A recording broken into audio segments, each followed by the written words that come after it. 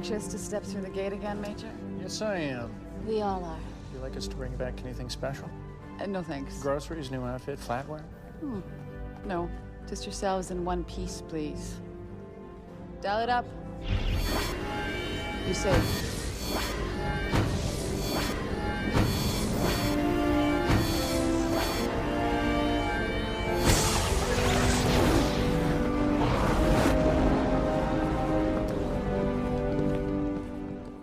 Welcome to the Jumping Puddles podcast.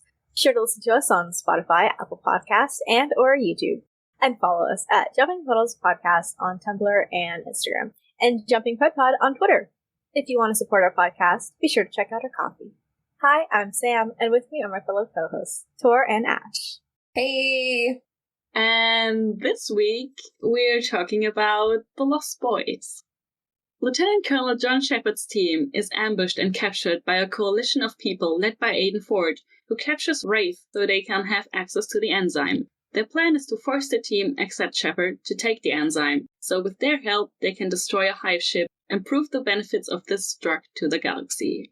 Dun, dun, dun. Truly an episode worthy of the dun, dun, dun. Absolutely. We made it to the mid-season two-parter of season 2. We did it. Oh my gosh, yes! We are chugging along. Sure are. I kind of forgot that this was a two-parter. Really? No, I was literally gonna say, I was like, I feel like this one is so underrated. I feel like we all ever forgets that these two episodes exist. Yeah. Yeah. I was thinking the exact same thing, because, I mean, it's kind of hard, because the last mid-season two-parter was The Storm and the Eye. And those are just, like, so good. I think in season 3 it's The Return. Yeah. I don't remember season 4 and 5.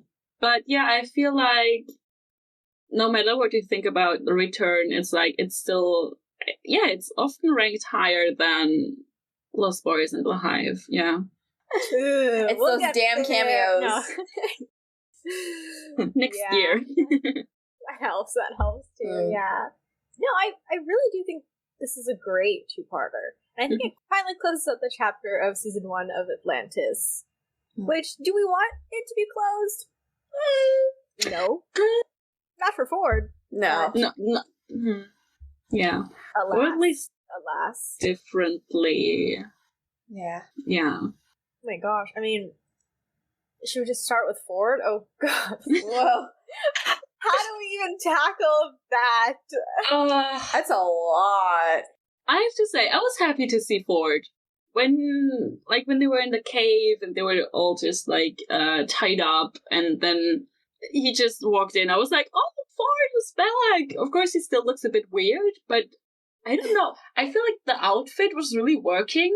It was like the leather and the chains, and I don't know, I think he looked kind of good, despite the, black eye and a weird face, but I feel he looked definitely better than in Runner. Mm-hmm. There he was just terrible. I guess he's still terrible and very, unpredictable, but yeah, I was happy to see him. Yeah, it's sort of interesting to see him in, more traditionally Pegasus Galaxy gear. It kind of suits him more than the Atlantis uniform did when he was transformed. And I feel like, compared to Runner, even though he's a little bit dastardly in this episode, I feel like he's a lot more calm and calculating about it at certain points compared to Runner, which is weird. I guess he's had time to, ruminate on it and make a plan, and so he's more confident, especially with his own team behind him. But yeah, a little bit of a different side of Ford in this episode, for sure. No, I think I don't want to use the word stable, stable in quotation marks, but he's a lot more stable in this episode than he is in Runner, right? He has a natural home or a base or whatever. He has people. And I was thinking about it. I was like, when you mentioned the clothes, I was like, oh my god, he's he was still wearing his, like, gear that he escaped in Runner. Like, he was still wearing, like, the gray jacket and, like, the bandana. Like, he was still very, like, on the run. And then we get this Ford here, and he's, like, totally... I mean, you can see a lot more of his personality sort of peeking out still. And then he has, like, this, you know, unpredictableness, though, as well, that makes him dangerous. But he's a lot more like the Ford we know in this episode. I thought it was so interesting, Tor, when you said, oh, he has his team now. I feel like this is a side of Ford that we never got the chance to see, but that I kind of wish that we got to see, that he's... I don't know if we have that in our canon, that he is still on Atlantis, but he has his own team now.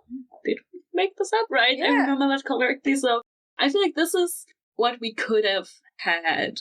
Like, we can see that he can take responsibility, that I feel like he's still super young, and I think he's still a child, but he can take responsibility, he can lead a team. He can feel super comfortable, like, with people he trusts, no matter the certain circumstances at the moment. But yeah, that's super interesting to see, because we never had that in the first season, because of course he was part of John's team, and John was the leader. So yeah, that was really cool. So he grew up a little bit. Yeah, and it's weird. They kind of had, like, mirrors of his own team, or his original team on Atlantis in his team with the Lost Boys. Like, Chase is kind of like the Rodney. I think Chase is his name, the blonde guy.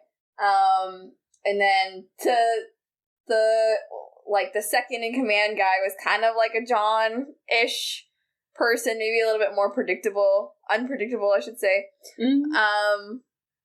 Yeah, so it was weird seeing that, but kind of cool too. Although, yeah, I do wish that we kind of got that on Atlantis instead of here. Yeah, this episode just hurts. I think it was hurting for Runner. It was hurting for Runner, and I think it just goes completely downhill here. Like, it just falls apart. And I think that's where you start to just really feel like this is the point of no return for both of them, right? Like, we get that scene in the beginning, right? I love this scene, the dinner scene. Yeah. Where everyone's eating and talking. And I wrote down, I was like, I think all the actors here are just bringing their absolute A game, because it just felt so natural. And there's so many, like, little details that are in that scene, like Ronan sniffing the food. You know, something that Jason always does with all his, like, Ronan scenes in the background. And then, you know, like, Rodney just, like, immediately eating, and, like, John shooting glares at Rodney for eating and being like, why the fuck are you doing that? Like, stop. So it just felt so organic. And I think when Ford comes in, when, you know, he starts, like, talking to them or whatever, and, you know, some of them relax around him, right? Like, Teyla, Ronon, and Rodney just start eating, and they're like, all right. Like, they just, like, still kind of trust him in that moment. And then John is so hesitant, I think, because he's just mad that Ford managed to get the one up on him and kidnap them, that he's, like, refusing to eat, and he's, like, not fully trusting of it. And then it turns out, you know, everyone else is drugged except for him. And I think that's the trust just is gone at that point. I think, especially for John, I think that's sort of one of his breaking points for Ford, especially, you know, later in the episode. It just, past, like, the 25-minute mark, everyone is just not having it anymore. All of this, like, oh, poor baby, like, come back to Atlantis is fucking gone. They're, like, gloves are off, they're all beefing, it's a mess. Yeah, the dinner scene was awesome. Like, all of the original team's faces, like, the zoom in on their faces when Ford walks into the room is so, like, dramatic reveal. It was really awesome. And I like that scene for the weird, like, I wouldn't even call it animosity, because it's not really that angry. But Ford kind of talking around Ronan in the conversation, like judging his one-liners and like asking John, like, where'd you get this guy? Like, very much you can feel that there is a sort of like, oh, this is my replacement sort of energy, and not sure how to feel about that sort of relationship there, which is interesting. Very interesting. Another part of the dinner scene that I really liked was the glimpse that we got into Ford and Rodney's previous relationship.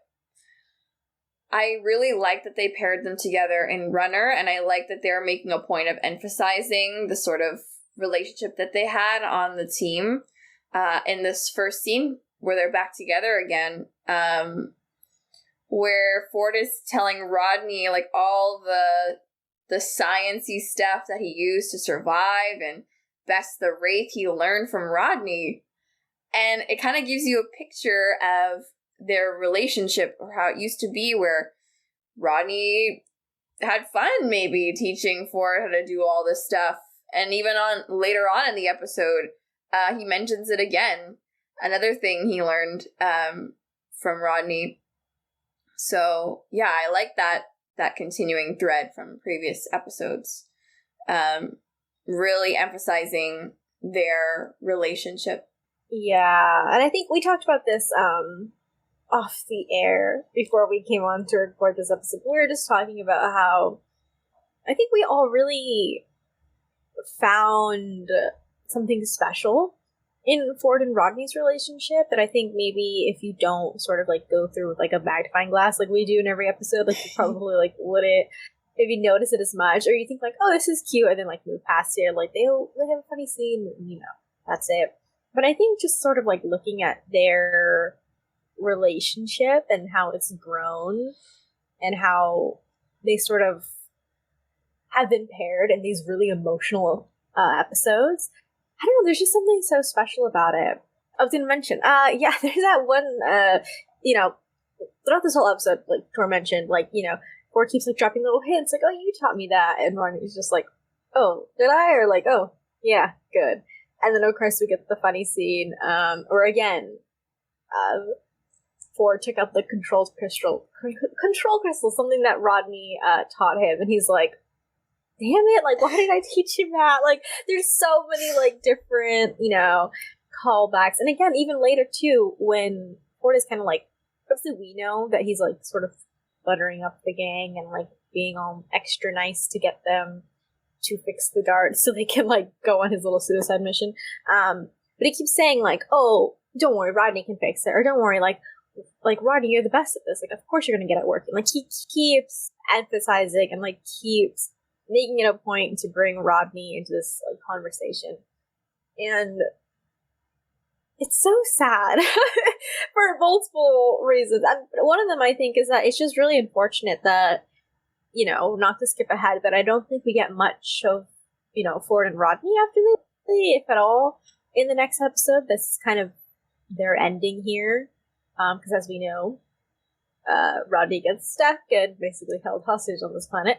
And so that's kind of it for them, is that last scene of Ford, you know, telling the guy, oh, take McKay back, he's staying here.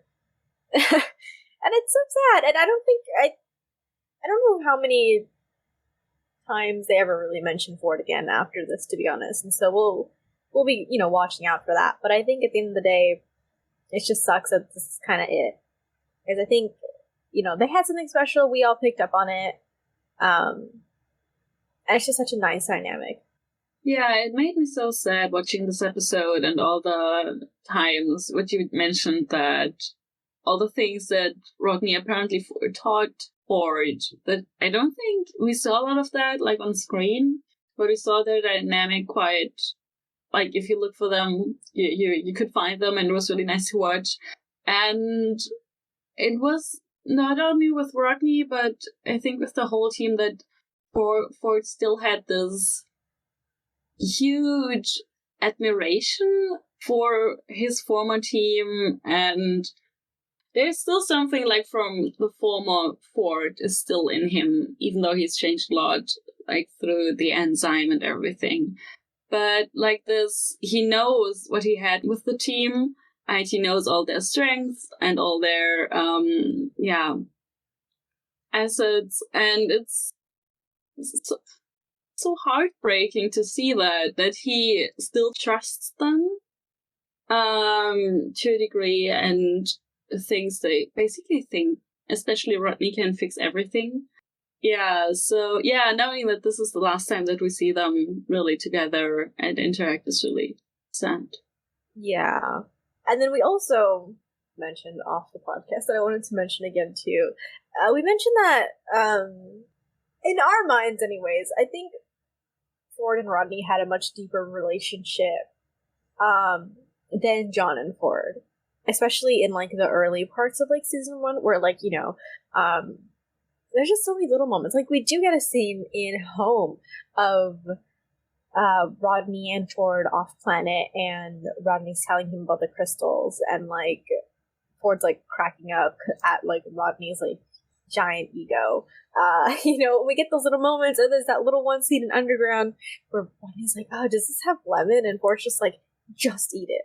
Like, eat it. Like, you know, there's just little moments, and I think as compared, I think we get a lot of John and Ford early on, and then since Ford starts like disappearing in episodes, we just don't get as much. Or since he's in the background, like he'll join Rodney in the background. So I don't know, they have a much deeper relationship, I think, and then I think they changed it at the end of season 1, and the beginning of season 2. They were like, "Oh no, John feels this immense guilt over losing Ford." And it's just like, where did this come from? Like, I don't know why. I think they probably did it because they were like, "Oh, well, John's the main character," even though this is supposed to be an ensemble show. We all know it's not. And so I think they just wanted to give that to John. But I honestly think it was a mistake to give it to John, when I think they kind of had this fun dynamic just right there that was already, you know, there were already seeds planted. And I think it would have added something if, you know, maybe all of the team like felt some sort of way about like, you know, leaving Ford, but I think it would have hit honestly a lot harder if Rodney was the one that was like constantly feeling guilt about it, especially considering like his growth as a character. To see him like actually like feel like extreme sadness or like feel guilty for like what happened, it would be like a night and day, you know, comparison to his character in SG-1. And so it's just, oh, the potential just breaks my heart so much, because we could have had it all. And instead, I don't think John needs like more trauma. Like, I guess no offense, I guess at this point in the show, right, like people watching this for the first time would not know like John's like family situation or like John's like previous history of the war and stuff. So yeah, this is nice.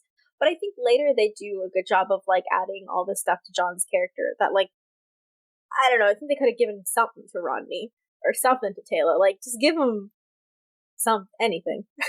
Yeah, I was thinking actually exactly down those lines, because I was considering John's character also like earlier when we were talking off the record. And I feel like it fits his character that he does feel guilty and that he has all these complicated feelings about Ford, and that he feels horrible for not pursuing him, maybe, or not finding him, and in the end not being able to rescue him. So I feel like it fits, and I can see John beating himself up about all this because he was a member of his team and everything. But yes, absolutely, it would have been much cooler if they had continued what they had started in season 1, which is a Ford-Rodney relationship. I wonder if that was more like coincidental, that they didn't really plan for them to have this relationship, and then or maybe they weren't aware and then they just forgot. I mean, they did give them Runner, so I don't know.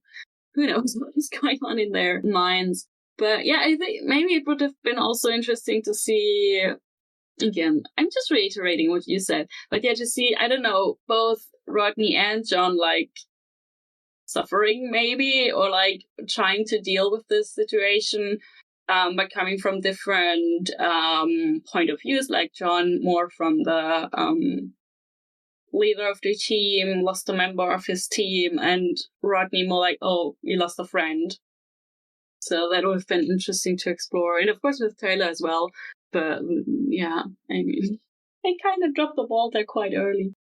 Yeah, I have complicated feelings about the whole John and Ford thing, because in the beginning, when it first happened, like at the season finale, and the season opener, season 2, and in Runner, like I understood the guilt that John was feeling, but I feel like in this episode,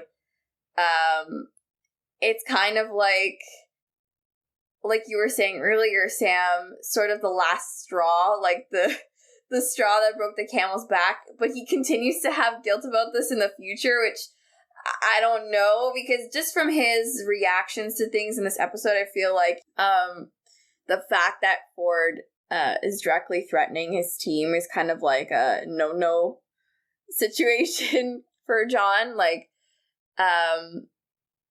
you know, in the beginning, he's still trying to get Ford to see reason, because he can see a little bit of regret in Ford, which is another thing we'll have to talk about soon. But then in the end, where Ford double crosses and decides to take Rodney hostage and use for collateral at the end of the episode, I feel like he's like done. At that point, he's like, all right, really? So yeah, I just have confusion about his future feelings regarding Ford. But yeah. Yeah, I think that kind of just circles back to, like, I think is the main problem with this whole Ford storyline is that I just, like, the fact that they never brought him back, I think is one. I think it just feels very unfinished, not to skip ahead to the Hive. They sort of mingle into one sometimes, but it just feels unfinished. And I also think a lot of people, like, I feel like the writers are like, oh, we can just write it off and, like, it'll be fine, like, no one will remember. But a lot of people will always bring up that, like, one of the biggest things they did wrong with Atlantis was how they dealt with Ford, right? Like, I think people never forget that the team just suddenly, like, don't give a shit about Ford. They never go looking for him again, even though, you know, they're like, again, not to skip ahead, but they're like, oh, maybe he's still alive, right? Like, they leave it on, like, a cliffhanger, and, like, the show just doesn't do anything with that. And so I constantly see people bringing up, like, how could they do that to Ford? How could they do it to a teammate? And the fact that they don't ever, like, fully mourn or, like, really remember, I think, I'm having to think about it, I think Rodney makes a mention to Ford in, what's the episode where he turns into a superhuman? Oh, Tau Rodney. Tau Rodney. Yeah, I think he mentions Ford. He's like, I'm gonna go crazy like Ford or something, I want to say. That he mentions or something. I could be wrong, though, so if I'm wrong, forget I said anything. You know, we don't really get, besides that, I don't remember any time they'd mentioned Ford until that random flashback in season 5. So I think just the way how they handled his exit, I just think is really terrible, both off-screen and on-screen. I get so sad, because I think there's, like, a YouTube, like, interview or something, and he's, like, showing off, like, his Ford action figure, and he looks so excited, and I don't know why. That just broke my damn heart. Like, y'all did not do this to this guy. Like, he looks so excited holding this Ford action figure. And so, I don't know, I think the way they handled it on and off screen was just terrible. And so I think, you know, starting, I mean, it was already bad, like, in Runner. We had mixed feelings about that episode, and Siege Part 2. Like, we just keep bringing it up because we have these mixed feelings, but I think it just, it's in this episode. You just feel it. Like when we're watching it, I'm just like, I feel like it's hard to separate the, you know, the reality and the fiction. Because the way he left, and then, like, the way we know he never comes back.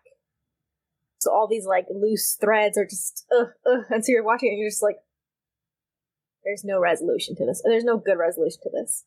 And then the team never mourns. They're fine the next episode, basically. After this two-parter, they're like, anyways, back to saving the galaxy. Like, they don't, not even, like, a pretend little funeral for him, nothing. Anyways, yeah. So, I just think it wasn't good. I think this is definitely a huge, like, I don't blame anyone for being like, oh, well, like, they left Ford, or like, oh, they didn't treat Ford right. Like, if you have those, like, complaints, like, I think honestly you're really valid. That's a big reason why you, like, are always coming back to, like, not liking Atlantis. Like, that's fair, I think. I think it's just not great of the team, and it just makes all of our characters look like assholes. Yeah, not to change the subject slightly, but they do something similar with Elizabeth in season 3. Mm-hmm. It also ends with, oh, she's still out there, and maybe she'll come back, or maybe. And they also leave that hanging, and they also don't have like they also don't really mourn or have like a ceremony for her. The only time we have it is with Carson, and he's the one who comes back, actually. The irony. Oh no. So yeah, I feel like Stargate in general doesn't handle writing people off that well. Mostly because of Ford and Elizabeth, I think. But yeah. Yeah, like, I get the desire to want to leave it open-ended so you can, like, return these characters in the future if you want, but, like, it's science fiction. Like, if you're just gonna, like, pretend to kill them like you did with Carson and then bring them back, like, it's fine. I'll forgive you for the closure. The premature closure. But I think the problem becomes they left it open-ended, and then they brought the characters back, and they left it open-ended again, or didn't treat the characters well in the return episodes. And I'm speaking more of Elizabeth when I say don't treat the character well, because I do think that the Ford is interesting and compelling as, like, a sort of, I don't want to say villain because he's not really, but, like, Anti-hero. Yeah, that's a good word for it. Mm-hmm. Yeah. I had this whole idea. I was like, I don't know why he didn't, like, come back, especially in season 2 or 3, because I was thinking, like, with the introduction of Michael later on, I was like, you know, Michael escapes, he's on the run, right? And then in season 3, I think, I forget, but he's on the run, he has a vendetta against Atlantis. Like, how did he not run? Like, I'm sure there could have been a story where he ran across Ford, and then they teamed up in season 3. Ooh, that would have been interesting. They team up, and then something happens, or something, like, you know, goes wrong, and then Ford's like, can either, you know, do the big hero sacrifice and, like, save the day to get redemption, or he does save the day and he still lives, and then they ship him back to Earth, like, off the ensign, and they're like, you're retired now. Or, like, he's like, I want to go back to Earth. I don't want to be here anymore. And they're like, yeah, good. So, like, they could have handled that so much better, and I think there was so much material left to still, like, work with him. And I think especially when you add him into Michael, I think they have very similar stories. They've been, like, quote unquote, like, wronged by Atlantis in their minds. Well, more so Michael. Michael was wronged. But I think it'd be fun to have, like, again, it adds an extra layer of emotion. Because, yes, they, like, the team feel, like, kind of conflicted in the beginning about Michael, but they're like, fuck this guy. Very quickly, they do not give a shit. But I think if they had Ford there, it would have been like oh gosh, like, can we really kill, you know, our ex-teammate? Or can we, like, really do this if our ex-teammate is there? And then I think it would have been fun on Ford's side to see him make the switch, hopefully, where, you know, he sees, maybe it's when Michael tries to kidnap pregnant Teyla, and he's like, yo, this is crossing the line. Or, like, something, you know, like, it could have been something like that where he steps in to save a teammate and then either he dies or he actually manages to stop Michael. I don't know, whatever. But there's just so much there. Curse you, writers. Curse you. Yeah, and I kind of love how, I choose to interpret his character in this episode as functioning in, like, a gray area. Where I don't think we can say with certainty whether or not he's being genuine when he tells Shepard that he wants to go home or not.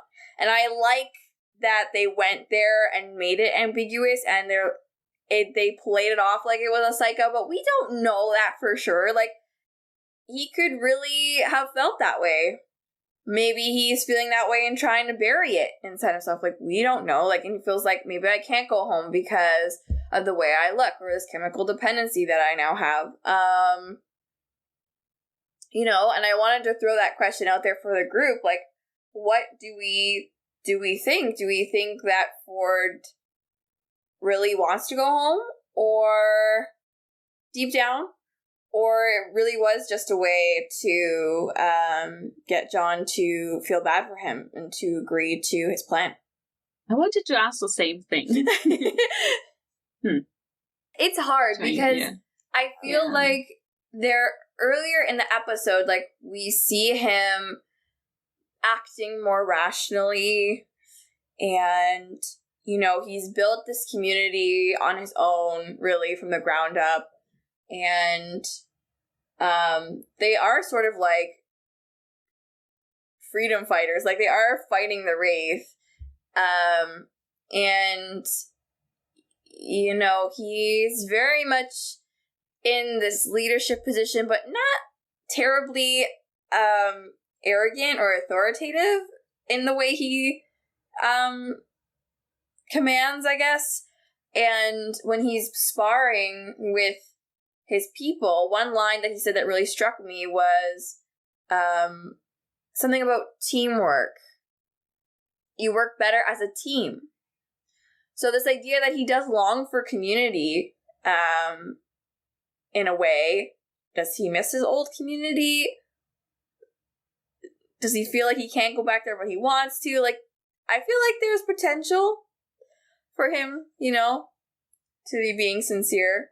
Yeah, for me, I think it was the part that made me question. Like, of course, he says that he was just, like, trying to convince John in that scene, and I forgot about that. So when I watched the scene, I was like, stop thinking that you have to prove yourself. Because that's what he's been doing, like, especially in Runner. He always wanted to prove that he's okay, that this enzyme is actually good, it's helping him, and that he wanted to prove that so bad to Atlantis. And, like, from the Atlantean perspective, he was nuts, and they didn't trust him or didn't think that this was the way to go. But for him, like, from his perspective, it's he doesn't see the negative sides, or he doesn't experience negative sides, I guess. I got the feeling that he's still trying to prove himself. I felt like that was really in character. It was consistent with what we've seen before. And of course, he might have just played that. But I think that was the part that made me question if it was entirely just a ruse, or if there was actually a kernel of truth in there, that he actually wants to go home and actually wants to... Because I think he longs for the recognition of the team still, because he still likes them a lot. And I don't think... Like, of course, then you could say, oh, he was playing them all along, like in the whole episode, but I don't think that's the truth. So, yeah, I don't think he was entirely lying when he said he wanted to go home. I agree. It's super consistent with his character, even before the wraith enzyme Like, you know, his insecurity when it came to the science people, like, saying he wasn't smart and stuff, like, him, like, overcompensating when he was put in a leadership position, like, in the eye. Yeah. I feel like this need to prove himself has been an undercurrent in Ford's character forever, and this enzyme situation has just made it explicit and, like, amplified it. So I totally see what you're saying, and I agree. I feel like John's insistence that he doesn't have to prove anything to anyone is just falling on deaf ears, because this kind of mentality has been ingrained in him from even before the situation. And like you said, he was even talking about the team strengths the entire episode. Like, you know, you guys are the best at what you do, and I think he wants to prove that he can be the best at stuff too. So, yeah, it's just because I think in his mind, nobody's gonna get hurt, right? It's that kind of overconfidence that is both in character for Ford and also like an enzyme thing, where I don't think he thinks that they're gonna get hurt on the mission, because like you said, they're the best at what they do. John's the best pilot, and using Rodney as collateral, like it's his own people. Like, he knows that no one's gonna hurt him. No one's gonna really hurt Rodney. So, yeah. Yeah, I think definitely there's no doubt in my mind that he was being sincere, and he tries to play it off as like, I'm just manipulating you. I feel like that's what Ford is kind of like in general. I think he has, even again before the enzyme, like Ford mentioned, there are hints of him sort of like having those insecurities, and he sort of mention them aloud, or he'll like be really reactive to some of them. You know, and then it also just makes me wonder, like, how long were the writers planning this, right? Because I think by the storm, they probably knew, or they had an inkling that it wasn't working out in their minds with Ford. Because, right, 'cause that's when we get him being an absolute asshole to Carson for those 2 episodes. And a lot of him trying to prove himself, and him trying to, like, have, you know, a tight grip on this little team so he can, like, save everyone. And I think the pressure, I don't know what it is. But so yeah, it's very in character. Everything he does this episode is pretty in character. And again, I think it's just in character for him to say the truth, even though like he's trying to play it off as like, no, I lied to you. Like, no, you didn't. He's a 25-year-old. He's a little guy. No, you didn't. Like, he tries so hard to be older than his years, or like smarter, not only smarter than he is, but like, you know, more courageous and like all these things. Like, he tries so hard to be like the guy that knows everything. But it's like, sir, you don't have to. You don't have to, girl. Like, who put that in you? And so, yeah, no, I do think he was sincere, 100%, which makes it even sadder. I mean, this whole episode just like kind of sad. Like, sorry, this whole podcast is just going to be us talking about sad stuff. I swear there's some funny stuff later, but there are just some lines I was going to point out. Obviously, the "you taught me that" will forever my soul. Yeah, haunting, literally. And then the always underestimating me, Shepard. That's another insecurity one speaking. Yeah, he hates that. Mm-hmm. We know he hates that. That's very in character for him to hate that. And then, which one was the other one? Oh, I don't know why. This one was, like, so hurtful. When he said that he dialed the first friendly gate he could remember. Oh, yeah. That was so sad to me for some reason. I was like, oh, that's sad. I can just, like, picture little Ford, you know, on the enzyme. Just trying to frantically remember any friendly gates in his mind, and then just, like, typically, you know, running them in, just, like, running through every gate. Try to get away from Atlantis, which is so sad. Place he called home. He's so desperate to get away from. And he tries, we're getting so depressed. But, like, he tried to build his own home again. He tried so hard to make it basically like a replica of Atlantis, like Tor was mentioning earlier, like the fake John, the fake Rodney. But he's the leader this time. He's the one in charge. Like, no. This is going horribly. Like, you don't have mental capacities for this right now, sir. And neither does anyone else on that team, because they're all on the enzyme as well. They're all cuckoo bananas crazy. And they were like, yeah, Wraith Hive ship, great plan, boss. And everyone else is like, no, what are you doing? Yeah. The Lost Boys is just like the perfect title for this episode. I love it so much, actually. It's just a random little detail, but I love it because it's so Lost Boys of this group to be like, we don't need the parents. I'm your dad. We're the mom and dad now. Like, we're gonna sanction every mission. Like, we're gonna get you on drugs. Like, they're just going ham over here.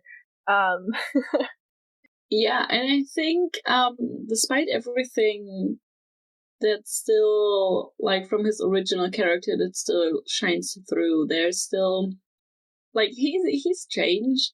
And I think one of the moments where I was like, oh shit, okay, he, like, what happened to you? Was when when we saw the flashback of them imprisoning Wraith, like live Wraith, to get a continuous stream of the enzyme, I guess. And that horrified me, because isn't that basically what the Wraith do? They cocoon their humans, so they have food later. But that really stood out to me. I was like, okay, yeah. There's this new part of him, and it's very scary. Very calculating. I want to do a little transition into something happier for a quick second. I was just going to mention how fucking funny it is that the team got kidnapped in the beginning. Yeah. They got jumped. Hella quick. That was not a fight. No. And I feel like it was partially Rodney's fault for making so much conversation when they're trying to be walking and I guess they didn't know they were gonna run into an ambush, but it was still really funny. Although, I have to admit, part of Rodney's argument was valid. Why did they never go to a tropical beach planet? Good question. I would have a beach episode? Guys, come on. Robbed. They have beaches in Canada? Hello. Yeah. I live, like, close to one. It's fake one, but it's there. It's actually a lake, but that's fine. No one has to know. It's a beach. Lake episode? It's a beach. Even a lake? We'll take a lake episode. A little, cabin in the woods-esque horror episode on the lake. Come on. Yeah. They had one lake in SG1. Oh, yeah, they did. They continued to go. Not the pond, not Jack's pond, but they had, like, this one lake. And I think, maybe it also appeared, like, in one episode of Atlantis, but other than that, it's always just, like... Was that the one that they used, when Daniel's coming out of the ocean in Fire and Water, or whatever that episode was called? Maybe that's an actual beach. Yeah, because that was an actual beach. That's true. Yeah, that looked like a beach. That was the one beach episode they went to, was that one. Mm-hmm. Yeah. But there was also one I don't remember. Oh, the episode, what's it called? The episode where Sam is overtaken by Jolinar. There's a lake. And I think that lake they just reused a bunch of times. I could be wrong, though. Maybe there are more than one or two lakes. But there's definitely one that reappeared a few times. Yeah. No, I was gonna say, I was like, compared to freaking SGU got flown down to New Mexico to go to this nice, pristine, white desert for the pilot. I'm like... What a fucking pilot! Lucky. That's not SGU slander, but I'm just like, damn, like, they didn't want to give us some money over here for little poor Atlantis just to go down, like, 2 streets to go film at a beach? Like, no. damn. No. Never. Nothing for the middle child. We're suffering. We get the leftover writers, the shitty ones, no money. Oh no! The shade is being thrown. It's true. Nobody gave people, they're like, no. We gotta shut this shit down. Oh man. Ooh. You're not wrong. Although I will say, the banter in this episode was like off the charts, including that opening scene. It was really great. Another funny thing that Rodney brought up in that conversation was the fact that he's like never in his lab. Like, the Team 1 always goes on every mission, and like, he's never on Atlantis. I wonder what scientific advancements could possibly have been made if he was actually, like, allowed to work in his lab for longer than 2 hours without interruption. Or maybe they're more productive without him there, because they have Zlanka. Who knows? I could be wrong. Zlanka best boss. Mm-hmm. Not wrong, though. He had a few good points there. He was talking a lot, but he had good points. Because it's true. Why do they have to go on every little mission? Why couldn't they have sent a little recon bug, or, you know, a little recon bug? I was thinking of a mouth. Why couldn't they have sent, like, a little recon, like, little team, and they could have been like, oh my god, oh, you guys want like, the main ones? Okay, BRB. Like, you know, just, like, send the little guys out there, and then if they're like, we want to meet with your leaders, then you send out John and the SGA team. And even then, you should, if they're like, let's meet our leader, send out Elizabeth with, you know, AR1 escorting her. True. They should have been more, like, bodyguards to take Elizabeth out to the world. Mm-hmm. Like, that should have been more of their role. And then obviously, like, the big, like, world-ending, we need you guys, Wraith, over here. But, like, they really should have just been more of, like, I don't know, like, half and half in Atlantis, half on the field. Where I feel like for them, it's, like, 90% field and, like, 10% in Atlantis. I mean, the team is called Atlantis Reconnaissance 1. True. So they are the number 1 recon team. True. True, but they didn't want to send out, like, Team 2 or Team 3 some days, like... Yeah. It's a rotation. Guys running around. Also, is that, like, the second team? I want to say they're like AR2, for sure. Because I feel like they are just, like, cleaning up after AR1 the whole time. Yeah. Like, we saw it in this episode. They were just, like, running around trying to find them. I mean, it was an extreme situation, but still, they were just, like... They knew the drill. There was the scene where... there were a few cute scenes between Elizabeth and Lorne. I really, really like their dynamic. It's really fun. But... Oh, what was it? Oh yeah, something. Elizabeth was like, oh yeah, they're overdue. And he's like, oh yeah, that's nothing new. And it's so cute how everyone knows how attached Elizabeth is to, like, this team. And it kind of slips out in this conversation, and she's like, "No, I'm not." Basically, trying to deny that. It's really, really funny, and I don't think she even gives him an order, but she said that, "Oh, can you please still go look for them?" And he's like, "Yeah, okay, we're about ready."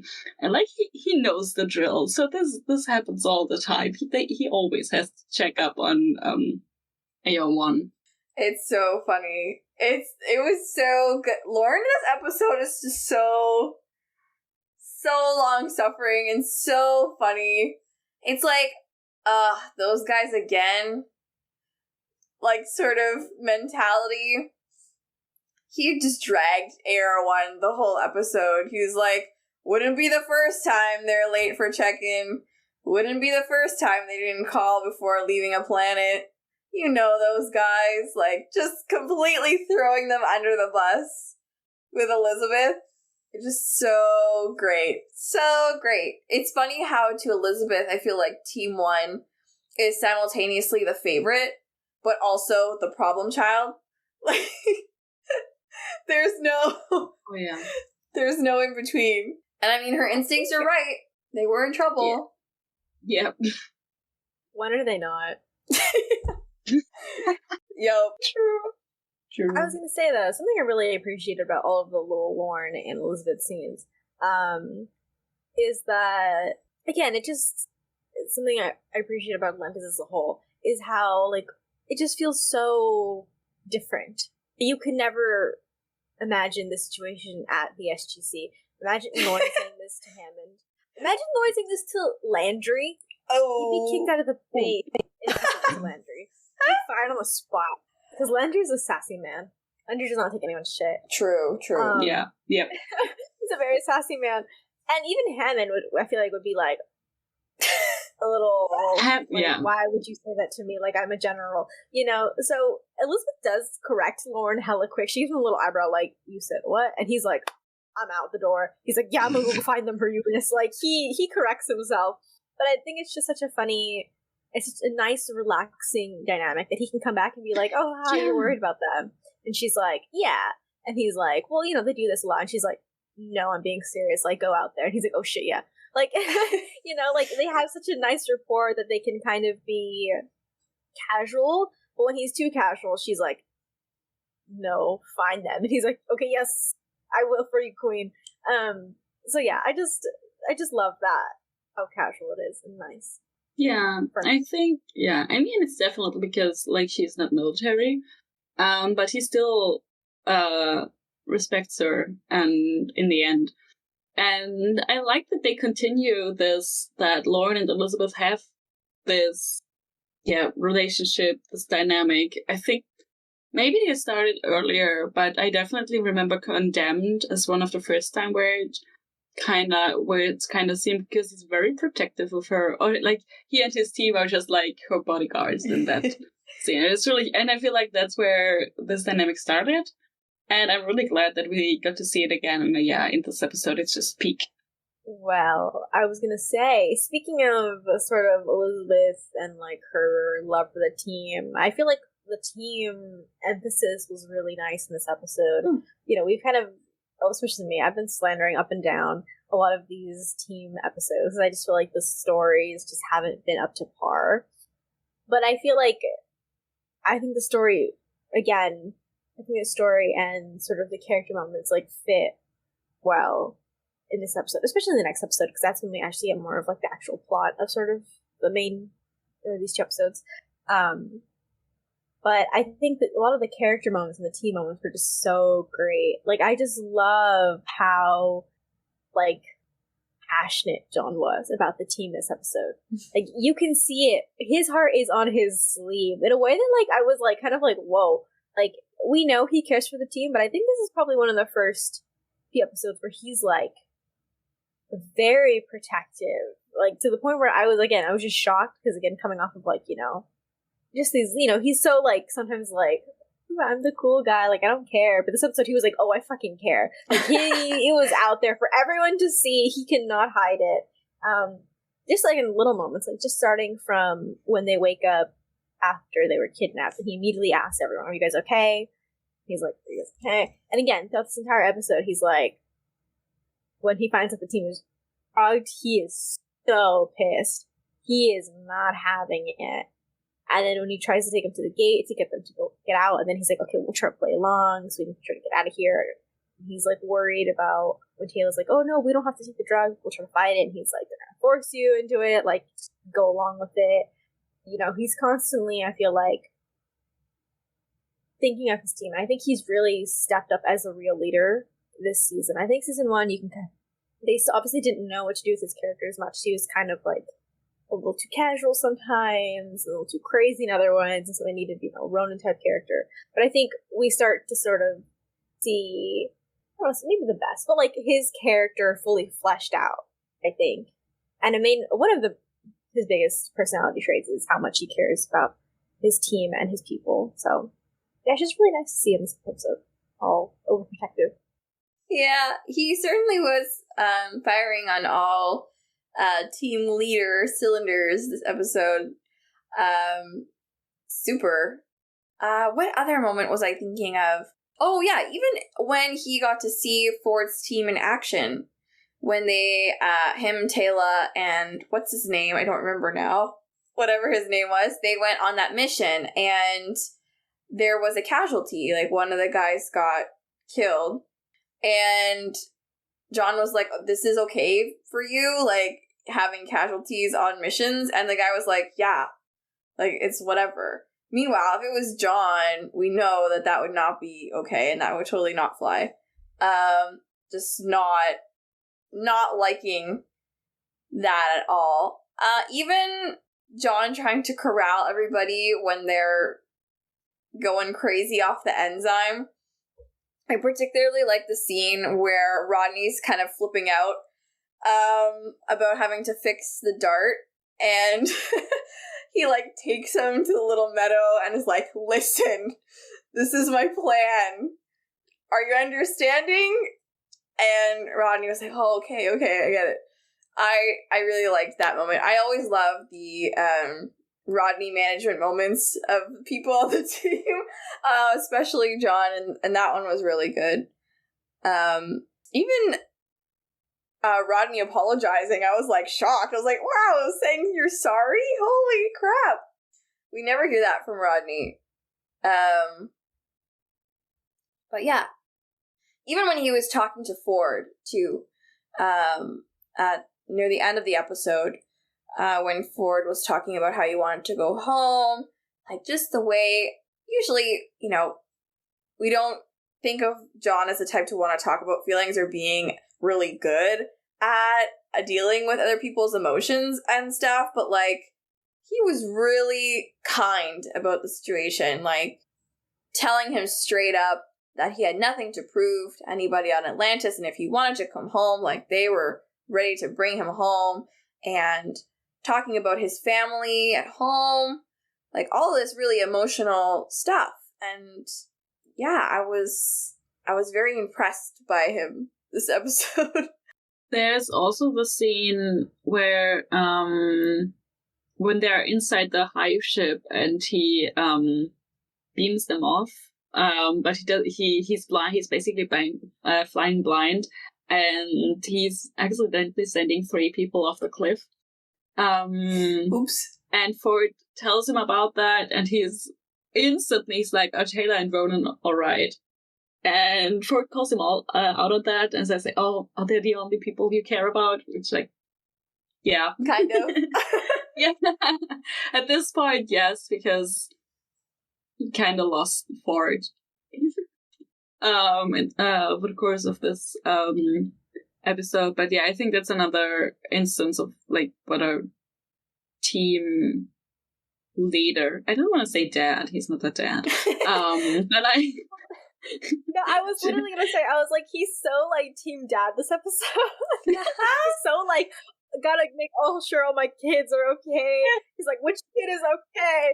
And I was gonna say, like, in the Ronon and Teyla scene when they're, like, sparring, he's just like, what the fuck? And he tries to, and he just gets knocked down. Like, it's John and trying to manage, like, 10 toddlers running around with, like, sticks. He's like, don't do that. Or he's like, I love you. No, wait. Listen to me. Like, he's just managing. It's the meme of, like, the one person holding a leash and looking super tired, and this other person, or in this case, like, 3 or 4 people are just, like, completely feral. Yep, exactly. Yeah. So basically, John would be a great daycare worker. Yeah. We learned from this episode. Yes. Also, pay good money to see him thrown into daycare with a bunch of 5-year-olds. That would be crazy. They should have done that for an episode. I would have died. Babysitting all these Pegasus Galaxy kids. They should send him back on the planet with the children now that we're in season 2. Give Zelenka a break and just send him back there to take care of them. Yeah, like, he loses a bet with Zelenka one night, or, like, loses chess, and in the bar. Yeah, and then it's his turn to go.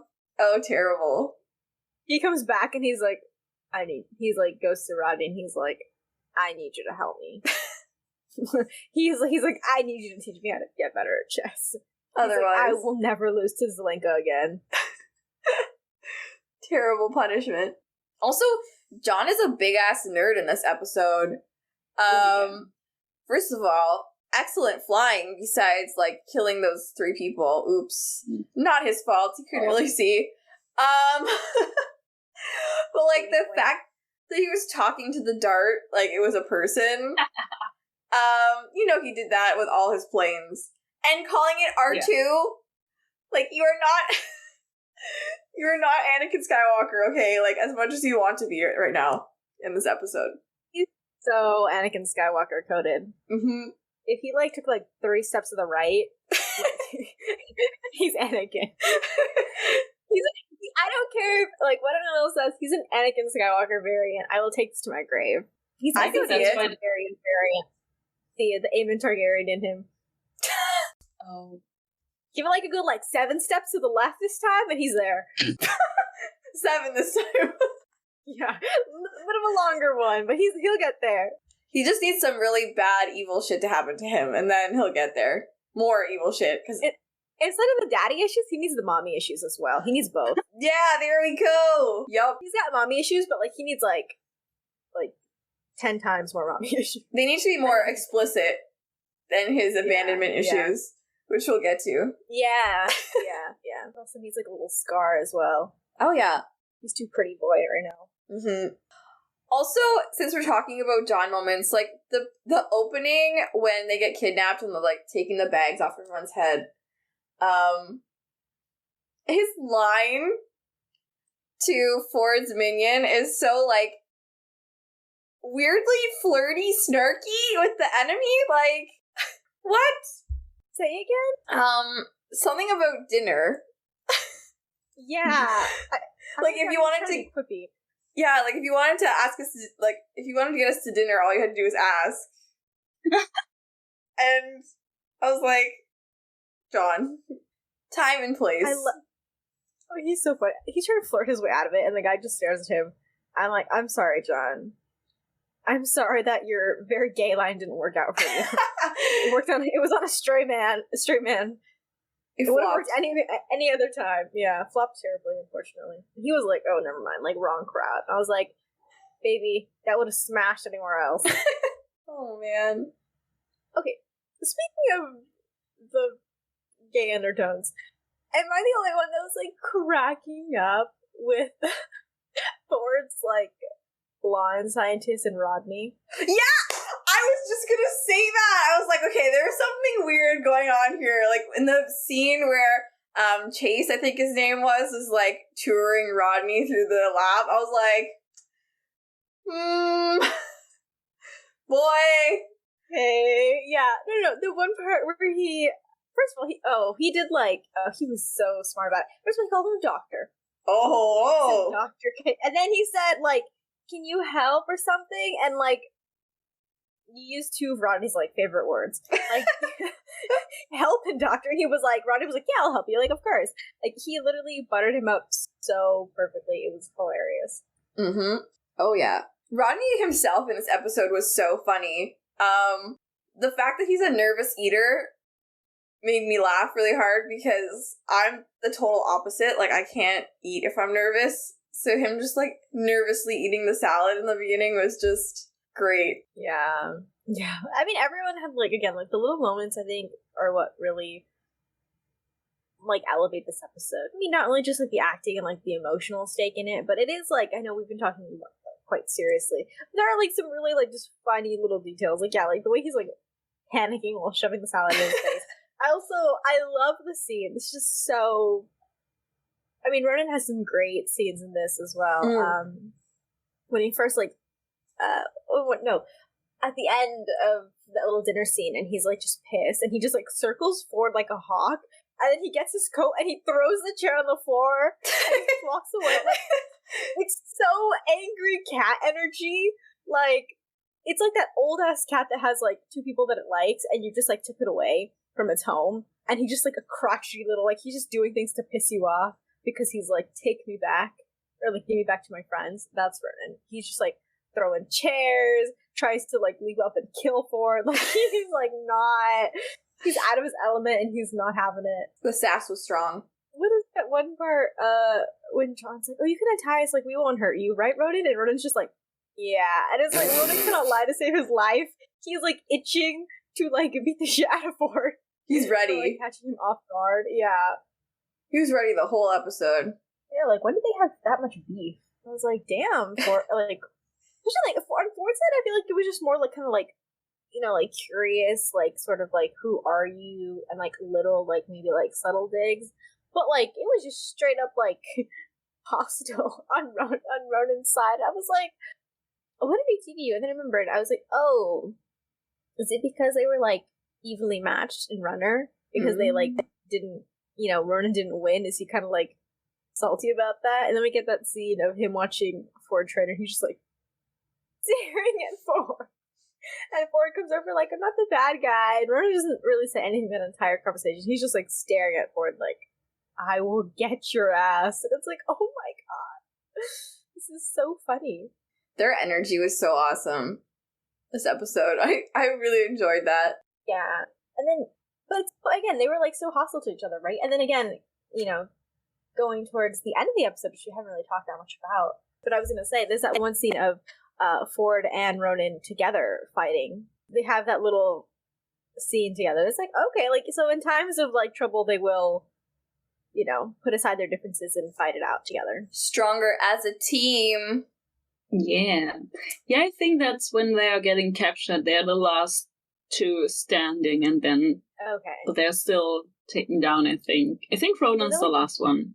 Yeah, they're like back to back, like, and he's like shooting. Yeah. Like, whoa, okay, like, see if they could have had a fun relationship if Ford had stuck around. Like, oh, there's something there. They could have worked through. I had to laugh when jumping a bit earlier again, when they have this kind of long scene, and I think Ford starts with, "We're cool, right?" And I'm like, Have you looked at Ronon during this episode? Does he look like you're cool? It's really quite the opposite.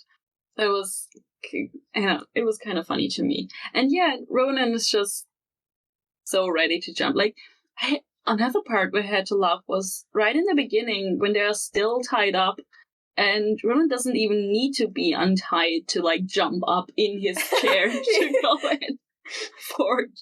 So yeah, he was so ready to fight. I also really enjoyed how Ronon and Teyla were having way too much fun beating each other up over salad. Oh my gosh. Like, it was just over salad.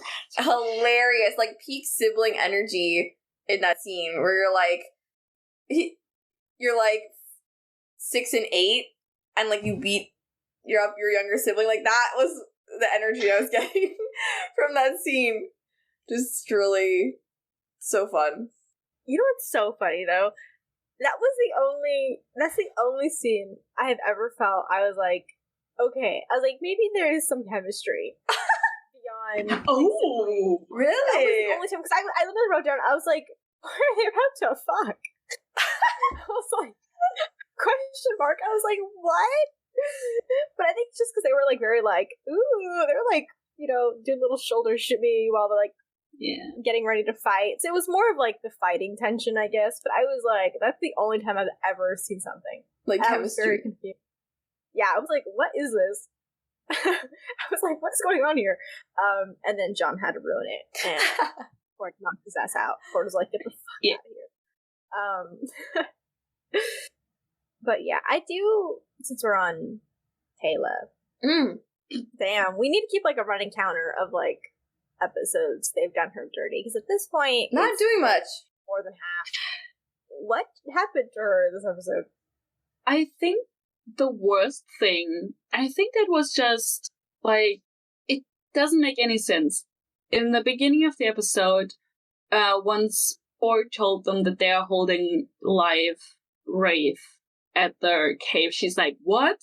You have wraith here that are alive? Why would Teyla be the one to ask that? She is the one who can sense the wraith. It doesn't make any fucking sense that she didn't pick up on that earlier. That annoyed me so much, and I think it's really, the writers, a mistake on their side, because why wouldn't she sense them, even if it's a cave? Like, it's not like radio. No, it's proximity. Yeah, so they gave her that, and I was like, no, and then, yeah. It's not like they're in hibernation either. Like, they were just there. Yeah. Yeah. And there are 3 other people on the team that can and cannot sense the wraith, so one of them could have asked and be equally shocked. It reminded me a little bit of, like, you know how there's this thing that women in media are often the ones who are like, oh, what are we supposed to do? And it reminded me a lot of that she's the one who, what? How is this possible? So. Yeah, she could have been like, I feel wraith. Yeah. Instead of, like, why? You know? Yeah, just not like her being the one who's the least surprised that they're wraith there. Yeah. Anything but her asked that question. Although I did think it was cool how they had mentioned that the wraith are actually changing their tactics because of her. Yeah. That's pretty sick. The fact that they are now fighting amongst each other because of Teyla, like the presence of somebody who can, like, read their thoughts. They don't want to share information anymore because she could read one ship and then know all. Is really, really cool. Although she doesn't use that power very often, if at all. I like that they mentioned that it is changing the way the wraith are operating with each other. It's pretty cool, Teyla, that you did that. Although she wasn't in the scene where they mentioned that, so that was kind of a bummer. Yeah, but just in general, that we learn that there are, in fact, wraith factions. We didn't know that before, I think. Or not as explicit. And yeah, there are factions, and they hate each other, and they are fighting among each other, and they're trying to come up with new tactics to protect themselves, and it's partly because of Teyla. That's so interesting. It's those crumbs of wraith lore that I really, really love. Yeah. No, I love it too. I just wish we kind of got more of sort of like Teyla like impacting it, right? Because it sort of kind of just came out of nowhere. It's like a little hint drop that like, oh yeah, Teyla's the one who like changed the game, and then they don't like use her power really ever. Like they don't. I think the next time she uses her power, at least the one I remember, is in season 3. That one episode where they go down to they find the Wraith Queen. Mm-hmm. Oh, submersion. Yeah. I love it. Yeah, great. What about when did she become the queen? Is that in season 4? 5. 5? Oh, oops. Never mind then. I thought it was earlier. Okay. Yeah. I mean, maybe, like, again, we don't remember, obviously, so maybe there are more, like, scenes of her using her powers more, but I wish, especially because it's such a huge thing, that, again, they changed their whole tactics just because of her. And then for her never to use it, really, is such a little waste. The weird thing about Teyla in this episode, though, is, and I think it comes back to more of her not having an established sort of, not an established character, but like a personality, right? Like sometimes she can be kind of, it's not obviously the fault of the actress or anything, it's just more of like the writers, I feel like, right? Sometimes her personality is just, I don't know how to describe it, like, just there, I guess is the best way, right? Because the thing is, they actually do stuff with her in this episode, kind of, right? They send her on the mission with John, where she goes off she goes off-world, and then she comes back, she's doing a little fighting thing with Ronon, which is cute, and then she goes on the actual mission again with the team. But it doesn't feel like she did anything. And I think it's because there's like a lack of character distinction. And I think, unfortunately, since they've shoved her into, like, the serious alien-type role, and, like, we also have Ronon now, who's the serious alien-type role, and so it's, like, I feel like sometimes they just kind of, like, divide the scenes of, okay, generic alien says this, and they give it to either, and most of the time they just give it to her, because she probably ends up having the loose lines anyways.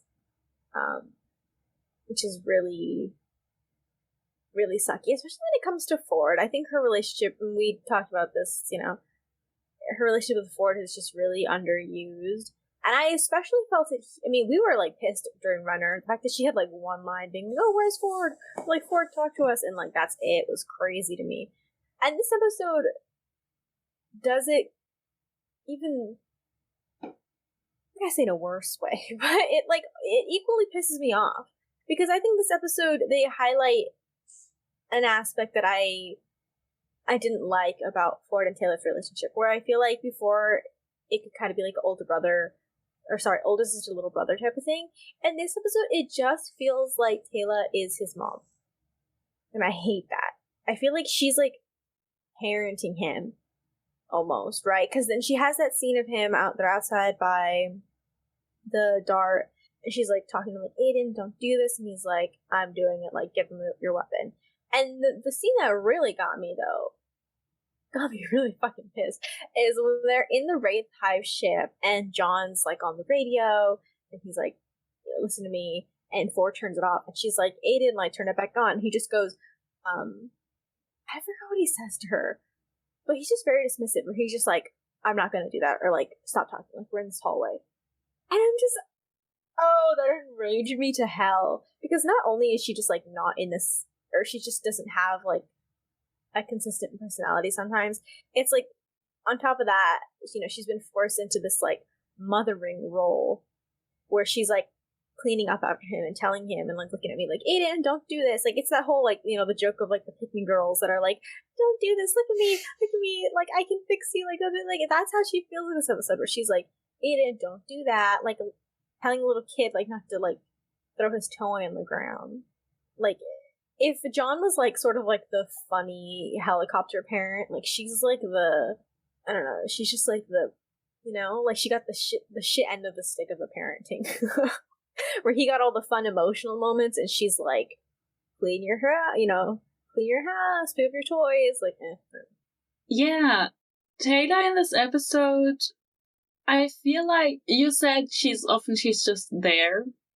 But I try to think about it, and that's true. It doesn't really feel like she has, like, that her being there has any impact on how the story progresses. And that's really, really sad for a main character.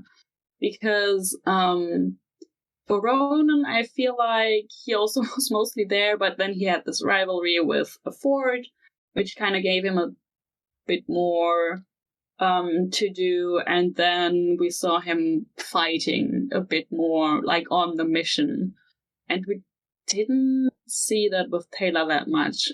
And maybe to add a little bit to what you just said, Sam, about her being like the mothering character, also there's the scene just after she and Ronon tried to beat each other up.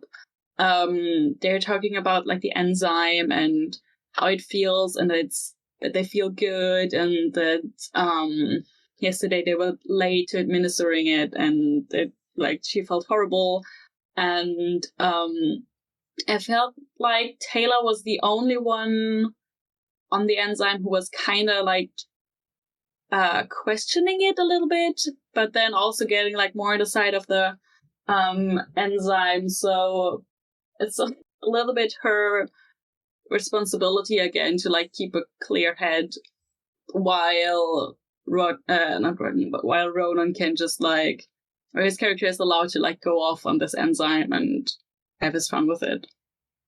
It's like she still has to be the brain cell. Yeah. And you know, we make, you know, the jokes that like, oh yeah, like yeah, she's like has the one brain cell, like, oh yeah, she's like the mom of the group. It's her team. Yeah. But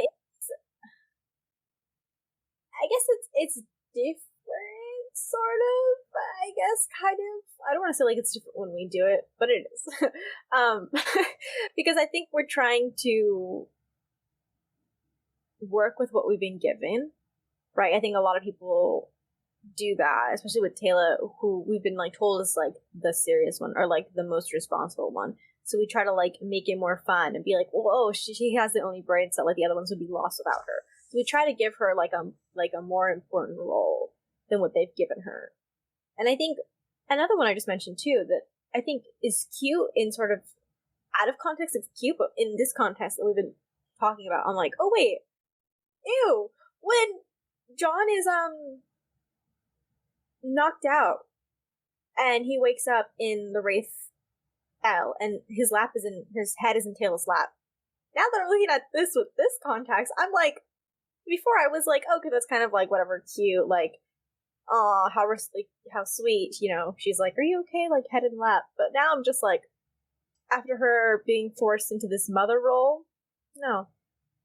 Why couldn't his head have been in Ronan's lap? Ronan would have done that for him. Oh. Ronan is #1 John stan. True. Yeah. I was just gonna say, I get what you guys mean. I don't know, like, it's just a feeling I have where the boys kind of all have this unique thing going on in the episode. And I just feel like Teyla's bit, like, it's just nothing. And I don't know if that's, like, internalized misogyny speaking, or, like, there's really nothing going on with her in this episode. But it just feel like there's nothing happening with her in this episode. Like, Rodney has the whole fixing the dart thing, learning with the science dude, relationship with Ford, interesting. You know, John has his whole, like, trying to manage the team, trying to protect the team, trying to figure out what's coming on with Ford. Ronan has this, like, weird relationship with Ford going on in the episode, and then Teyla just, like, has nothing. I just feel like she has nothing. Like, I don't feel any of the relationship that she had with Ford in season 1 that we saw glimpses of. Like, I don't see it. I don't feel it. There was no mention from Ford of Teyla, like, being cool or badass or whatever, really. Like, he was talking about Rodney being the best at what he does and John being the best at what he does, flying. There's no mention of Teyla.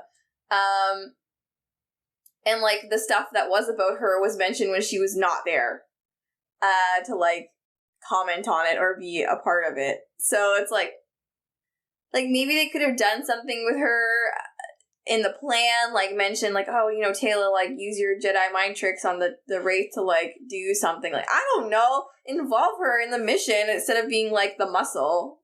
Like, she is, like, an extra soldier on this mission. Yeah. So it's like, meh. Yeah. Yeah. Here's I mean, obviously, Stargate has never been good at writing women. There's, like, no question there. But I just feel like they have a really hard time, I think, with, like, women in power. Like, Elizabeth, you know. And then I also think it even kind of extends to Sam sometimes in SG-1.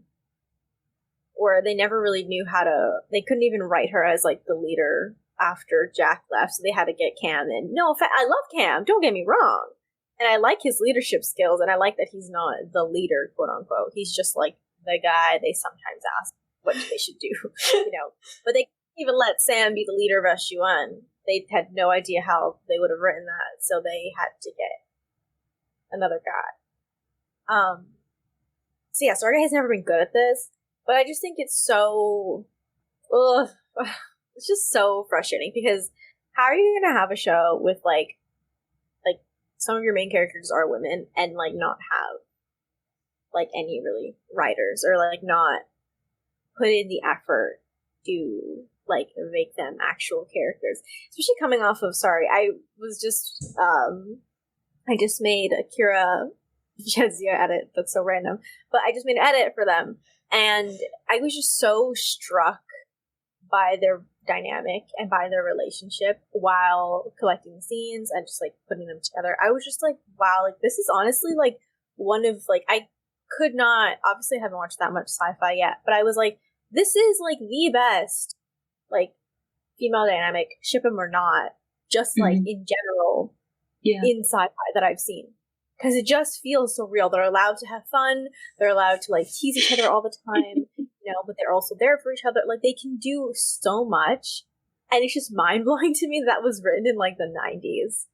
And then we have, you know, 10, I don't know how many years later, and then we have Atlantis that's, like, so bad at it. And even, like, other shows, you know, I'm not gonna, like, just throw Atlantis under the bus. Like, come on, Battlestar Galactica? Girl, Female relationships where? Female friendships where? Tell me where right now. Like, like, and I get it. It's hard. Like, I would feel kind of awkward sometimes, like writing for, like, about a guy's, friendship or like a dynamic that's, because obviously that's not my experience. You need people that have these experiences on your team to fully bring to life those characters and the point you're trying to make. And I feel like they took the easy route and they were like, oh, let's put these girls in power to show, like, oh, girl power. And then they don't have any power, really. They're just figureheads. Figureheads for the show. Because then when you look closer, there's there's nothing to Teyla's character, really, unfortunately. Yeah. Like, her personality. Like, what does she like? What does she dislike? I think, one last thing just about, not only was, obviously, like, Teyla's in this episode more, we're talking more about her, but obviously we've talked about at length, how they fucked up with Elizabeth. But I think what's good, or at least the bare minimum with Elizabeth's performance, though, is that, like, you can, like, kind of, like, tell her personality. Like, you can, like, kind of see, like, either Tori or maybe just, like, Tori's personality coming through, or just, like, some things she put into Elizabeth. But I feel like you kind of can get a grip, at the very least, of who Elizabeth is as a person. I think they more failed as, well, sometimes. Obviously, they kind of didn't do a great job with her backstory either. But, like, they more failed on showing her, like, in power sometimes, and just, like, showing her outside of, like, 2 lines she gets per episode this season. Where it's like, where's the team? And then they're like, anyways, flashback to the team on, this mission right now.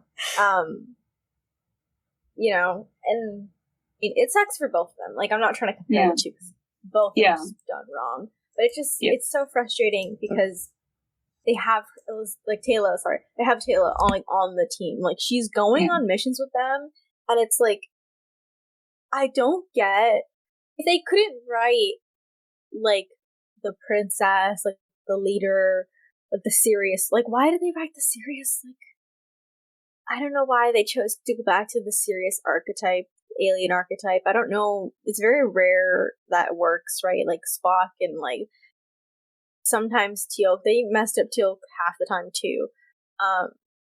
So I just don't know why they would try that again. I just don't know if it really works very well, and yeah, it's not going to get any better, unfortunately. But maybe one tiny positive thing about Teyla in this episode is we did see her fight again, which I'm always happy to see, because that's, I did forget about it a lot of times. I feel like they didn't use it like on the mission, but we saw her train and sparring and shit, and it's Pride Month while we're recording this, so happy Pride Month to Teyla's arms. Hell yeah. Turned a whole generation gay. I know, right? Hell yeah. Yeah. And to go back to the Ronon and Teyla fight scene was just hilarious to me, because she's tiny and he's like, I don't know how big, and she was so ready to fight him, and I do love that dynamic, and I know they were high, but it was just hilarious to me. Also, how he just pulled her over the table. Oh man, tall ass man. Like, she weighed nothing. Bulky man too. Yeah. And it doesn't matter. I feel like it doesn't matter how tall or small a person is. Like, to Ronon, everyone is like a rag doll. Like, we will see in the future, he also drags around John this way. And Rodney this way, too, so... And Rodney. Yeah. Everyone gets the ragdoll treatment. Oh, he's like my besties. He cannot control his, like, strength. He's like that guy that just, like, hugs you a little too hard, picks you up off the ground. He probably broke someone's ribs, or, like, cracked someone's ribs at some point while hugging them, because he's just... Yeah. Canon. Yeah. I feel like it would be Rodney, but... Yeah. And he would never hear the end of it. Never. Never. And he immediately runs to Beckett, and he's like, fix me right now. And then, speaking of Ronon and Rodney, the scene at the end, or near the end of the episode, where Ford is like, take Rodney back to the base. Ronon was so ready to throw hands. He, like, pulled the sword out so fast. He was like, fuck you, you're not taking Rodney. That was great. I love bodyguard Ronon. He's just so lovely. Yeah, I wanted to bring that scene up earlier in which we were talking about team scenes. That even, like, high on the enzyme, they are so ready to jump to Rodney's help. Yeah! That was really endearing and really in character. And yeah, maybe another sign that, like, the enzyme, it doesn't take everything away from you. Just changes a few things, but you stay. A part of you stays. Yeah, it just enhances the crazy a little bit. Yeah. Exactly. Well, I'm so happy you mentioned his sword, Ronon's sword, because we get to see him fight with it later on this episode, and it's so cool. I love that they had him just yank out a sword in a wraith ship and start beating bitches up. And I love that eventually he's like, fuck this, it's not working, throws it to the ground, and pulls out these guys. And he starts just blasting. Because it's just so funny. And during that scene, too, in the background, you can see Ronon striking off his coat. Because he's like, fuck, he's like, I need, arms. And he just strikes off his coat and starts firing the guns. And I think 10 out of 10 for that. So good. Yeah. Absolutely. Yep. I just think it's awesome that he has not only his blaster, but, like, a sword, too. Because it's just, like, so cool to have both a gun and a sword. Just peak coolness. I don't know, Ronon is just the coolest guy. He is. Yeah. Yeah. It's like the coolest combination. Mm-hmm. So cool. But who he is, I tried to do a fun transition, but it wasn't going to work. Anyways, you know who he loves the most? John. Yeah. I need to talk about the Ronon and John this episode. It's so good. It's one of those things where I feel like it's always in the background. In every episode, it's just always subtle. It's always there. There's so many great scenes of him in the background. One of my favorites, though, is at the end of the episode when Ford and John are, like, arguing in the cell, and you see in the background, like, Rodman's trying to, like, go up to John, and, like, Ford's guys trying to, like, intimidate him and, like, stop him, and Ronon, I keep mixing them up, holy shit. Ronon just looks down at Ford's guy, and he's just like, you're not, like, I'm gonna get past you. Like, it's just little things, and then when they're threatening to take John, yeah, that happens in this episode, Ronon tries to say, like, take me first, right? And they have to, like, shove him, or he gets shot. I don't know what happens. But he gets, like, thrown to the ground, and then John's like, oh shit, okay, I'll go. They love each other so much, and it's just so unspoken. Like, Ronon is literally the #1 John stan. He would do anything for that man, and that is so real. He is so valid. He's president of the John can do whatever he wants fan club. This is true. I also feel like Rodney is #1 John translator in this episode as well. I love the scene where they lay out their plan to Shepard, and Shepard's like, wow, very sarcastic Owen Wilson, wow. And everyone's like, wow. And Rodney's like, let me translate it. It means your plan is shit. That's what that wow means. And then goes on to talk for hours about how terrible the plan is. I like that. I like the whole Shepard being a few words and Rodney being of many words dynamic. I was gonna say, I was so happy you brought that up, because I feel like they were so, again, there's obviously not that much McShep in this, but there's some good little crumbs in here. Like, they kind of have such an old married couple vibe throughout this whole episode. Again, like, Rodney translating for John, and then John pulling Rodney aside and explaining the plan and being like, listen. But then they start arguing, I think, in front of, like, everyone, and everyone's just watching them argue. And it's just so, they do not care if they're being held hostage, if Rodney is on drugs. They're just gonna start arguing. Trust them. start fighting in the middle of anywhere. Yep. Also, of course, love that. I love a good Rodney taken hostage. Team has to get him back moment. Although I do love John being the princess locked in the tower they have to rescue. I also love when it's anyone else in the team, because I just love the little moments of the team all being angry. Like Ronon being like, pulling out a sword, Teyla ready, and John, just watching them drive Rodney away, and he's like, this isn't part of the plan. 10 out of 10 angst, thank you. Yeah, I don't know, there's something about Rodney being the damsel in distress that is so great to me. I just love it every time. It's so good. It feeds me. All love taking turns in that role. I was thinking about it. I was like, they love a good take one of the team, other team has to go get them back revenge plot. They are so good at that. Yup, they do it a lot. One thing I just want to mention really quick was, I liked that Elizabeth was in this episode and that she had a few scenes, even if it wasn't with the team. But there was one scene that touched me especially. It's when she's doing the report. She's doing an oral report, or she's recording herself, I think. And she's trying to say that the team is presumed dead, and she just can't bring herself to say that. I was like, I don't know if she's just in denial or if she is still holding on to hope.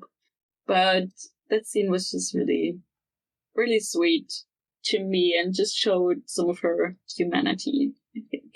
And then the other thing I wanted to bring up is we saw more wraith. We Which did. means we saw more wraith tattoos. We did! And we saw the wraith queen, and she also had tattoos. So we were wrong. We were talking about it last episode, that maybe the queens don't have tattoos, but she had tattoos. I was like, oh, interesting. So maybe it's not a rank thing. But yeah, I thought it was really, for me, it was really interesting because we talked about it so much, and we're kind of theories where the tattoos are coming from and what they mean and who gets them and why. But yeah, I like that. We were completely wrong. Unfortunately, yes. I was gonna say, though, I didn't notice this queen's tattoo, but I was gonna say, I was like, this queen was a baddie.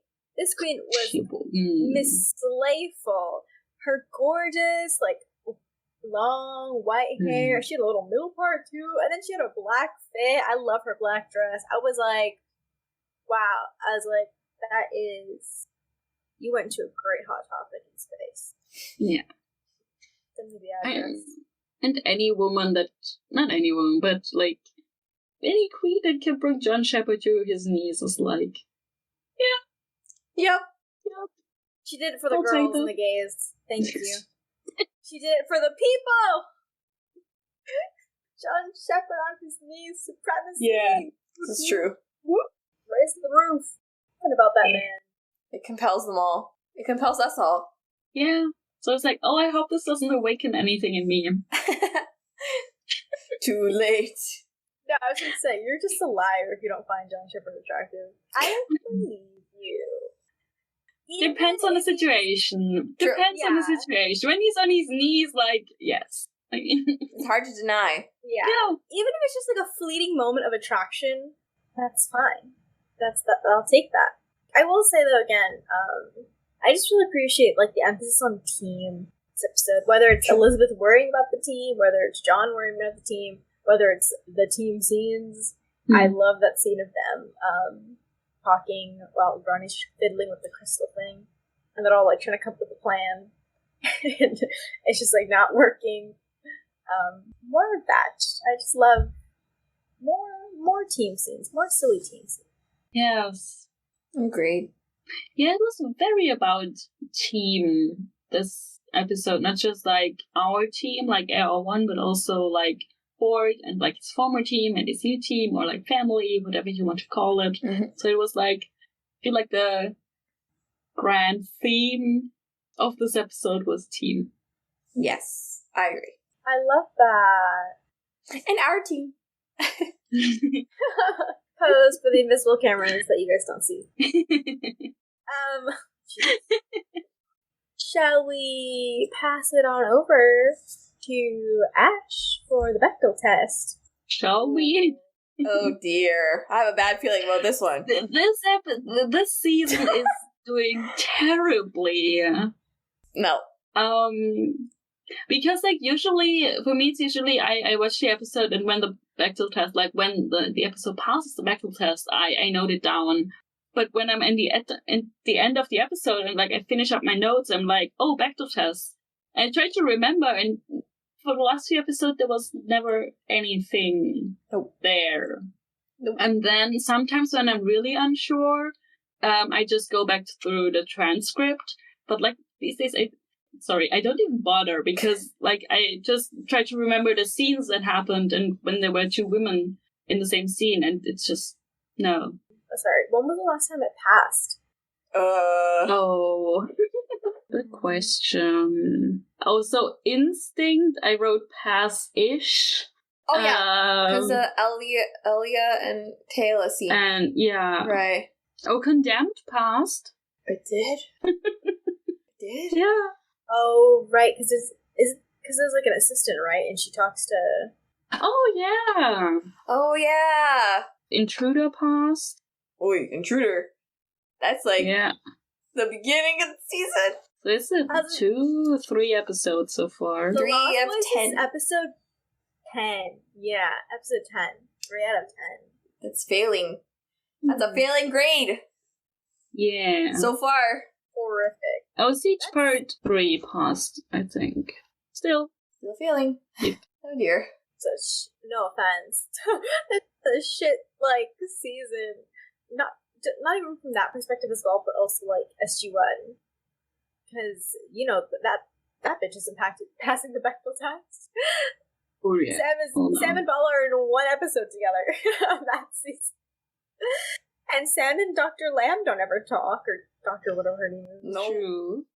God, that's horrific over there. That was depressing. But I guess we'll also pass it back to Ash behind the scenes. Yeah. So first off, I want to start with the episode title in other languages. I'm going to try to pronounce it this time, actually. Ooh. I looked it up. So in Russian, I don't speak Russian, so I'm going to try to pronounce it.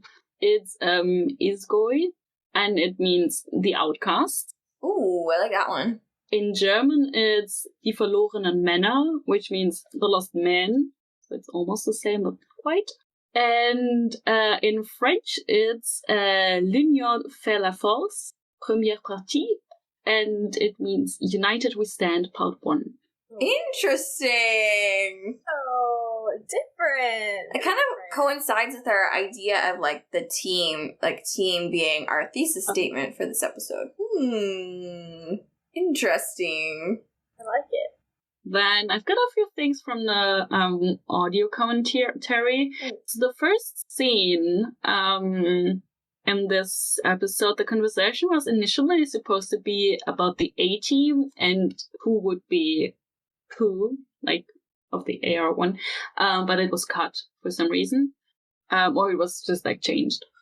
Then I don't know if we had this before. We probably have, and if so, then I'm just gonna cut it. But Lorne was also supposed to be in only one episode of Atlantis, but it was kind of like with Zelenka that they just liked him so much that they brought him back. Nice, good choice. Oh, I love that. Did not know. Also, the idea of the wraith infighting had been in the writer's room since the beginning of Atlantis, but they only brought it up now, or they tried to bring it up for like 1.5 years, and only now they did it. It's nice to know that they kind of planned it. I like that. Yeah. You know the Dodge model that they are working on in this episode? It's the same one from Duet, and it's funny because only the middle part actually exists as a model, and it doesn't have a front or a back, which is why they always use the canopies to cover it. And they could only shoot it from certain angles, so you wouldn't see that only like a third of the ship actually existed. Oh, and I do like that shot that they do near the end of the episode of the dart when they're getting ready for the mission, the whole over the shoulder of the dart. It's pretty cool. It's to be creative. Yeah.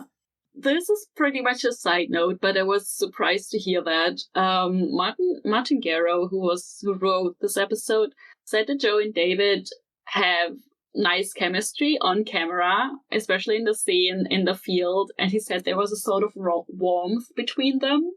This is true. It's very true. I saw that too. I felt it. McShep stands, we live, we rise, we fight. Many thousands of people felt it as well. Many. In the scene where Teyla and Ronon are fighting over salad, Rachel actually hit Jason, and you can see it because his eye, around over his left eye and around his left eye, the skin is turning red, and they just kept rolling. But she actually hit him. He didn't have a terrible reaction to her really smacking him, so that's good. Way to go, Jason. And way to go, Rachel. I don't think it was supposed to happen, but I think they're usually really careful about that. It worked.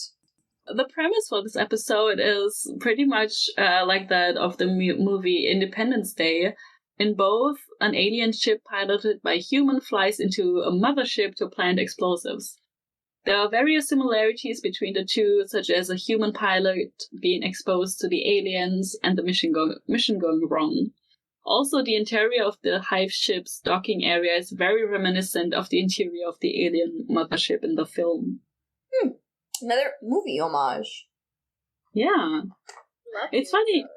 Yeah, and it's funny because Independence Day is directed and maybe also written by Roland Emmerich, who did the original Stargate movie. Ah, hey! This is the first episode to feature the new wraith spare guns, and they're also the same prop that was used for the Bedrosian rifle in the SG-1 episode New Ground. Oh, weird. I didn't recognize it. Me neither. Nice redressing. Yeah. We have a few recurring actors. First off, Paul Anthony, who played Jace, previously played Baal's Lothar in the SG-1 episode Summit and Last Stand. What? Yeah. What? I knew I recognized him, but I couldn't place him, and then I read it, I was like, yeah. Damn. Okay. Yeah. It's so funny. Woody Jeffries, who plays a guard, previously played also a guard in the SG-1 episode Enigma and Line of Duty, which are both season 1 or early season 2 of SG-1. So blast from the past. Yeah. Andy Frizzle, who played the Hive Queen, previously played the Wraith Keeper in the episode Rising. Hey, it's her. She's back. She's back. I really like that. I'm excited. I wonder if we'll be seeing her more as each episode, as each Wraith Queen pops up.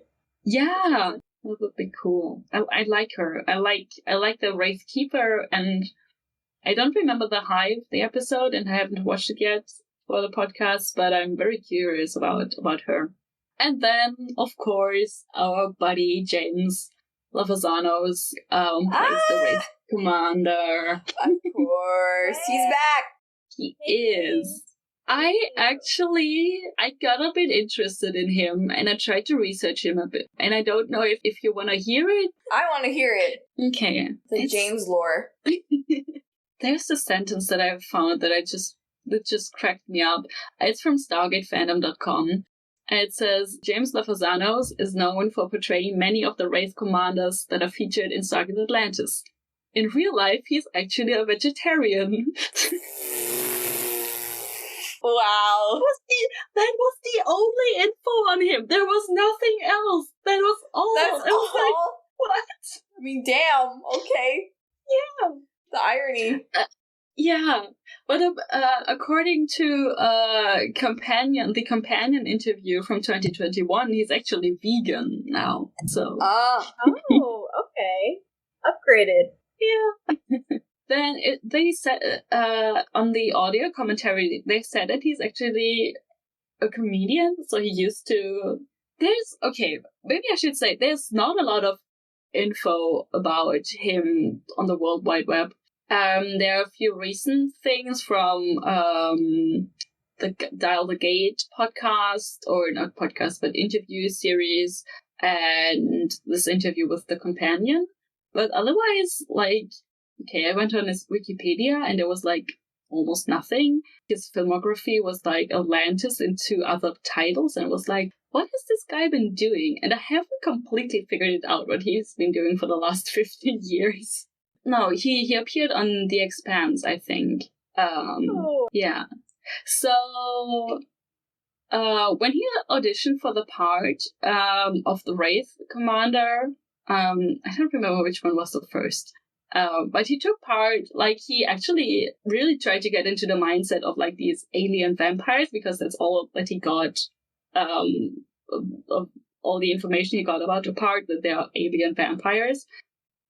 So he took inspiration from the original Predator, from Worf, from TNG,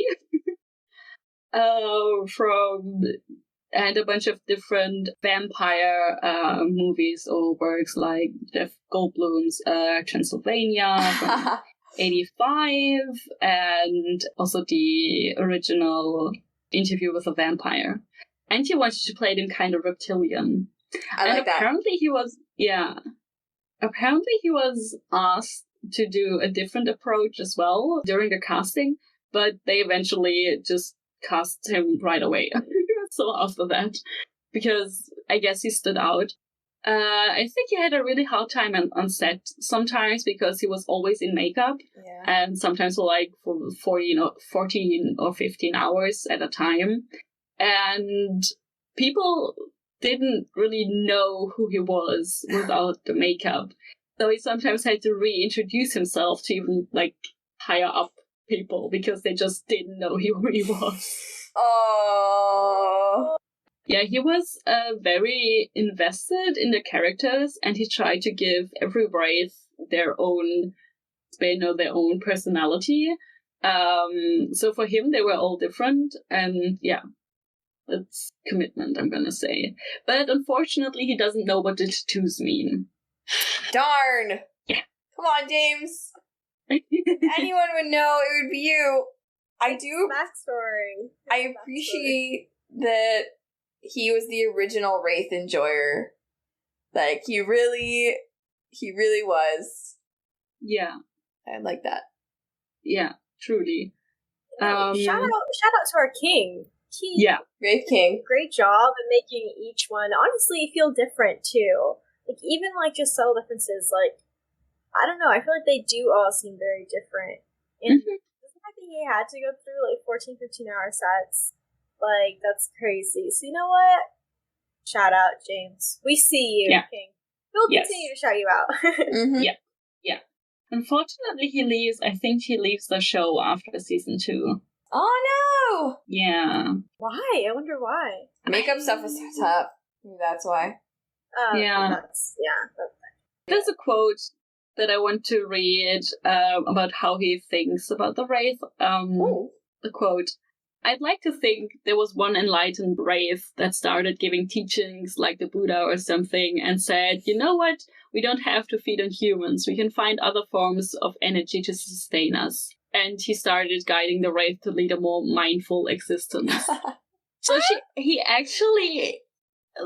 first of all, that's kind of hilarious, but he actually gave a lot of thought about the Wraith, and I think he understood them as as like a species, and 3-dimensional. That it's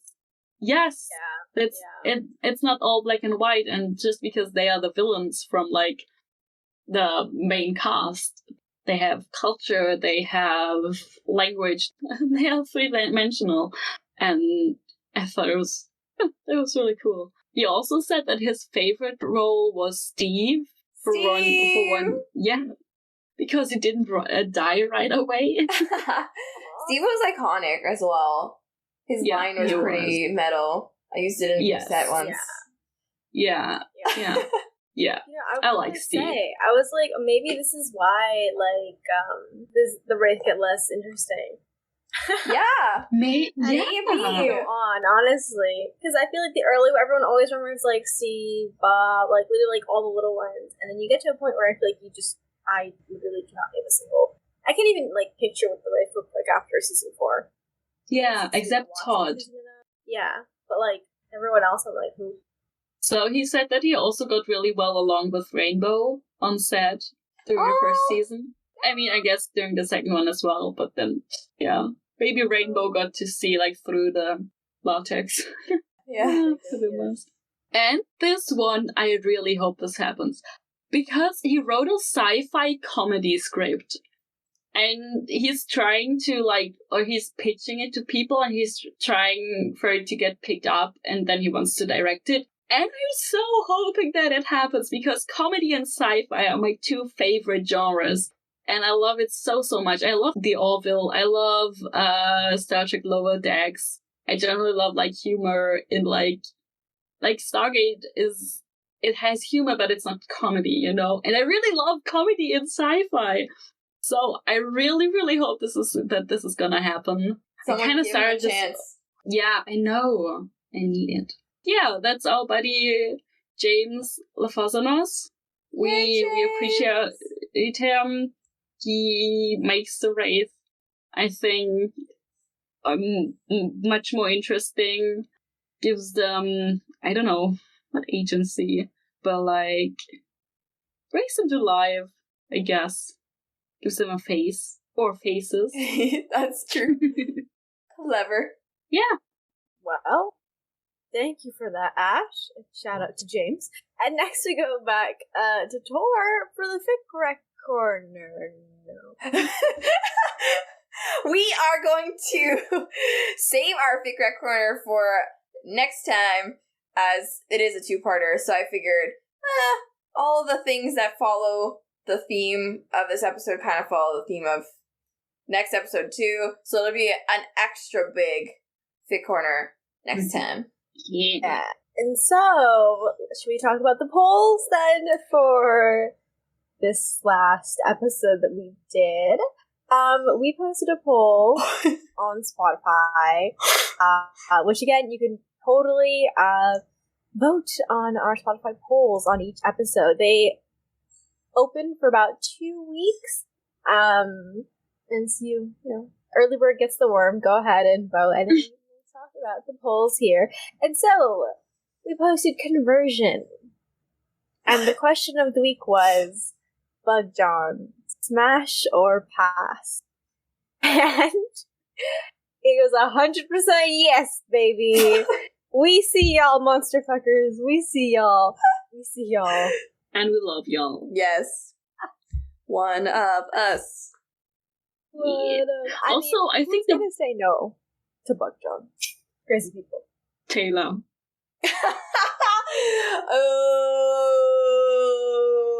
Ronon. Actually, I think Ronon is the one thing Ronon wouldn't do. Yeah, true. Oh yeah.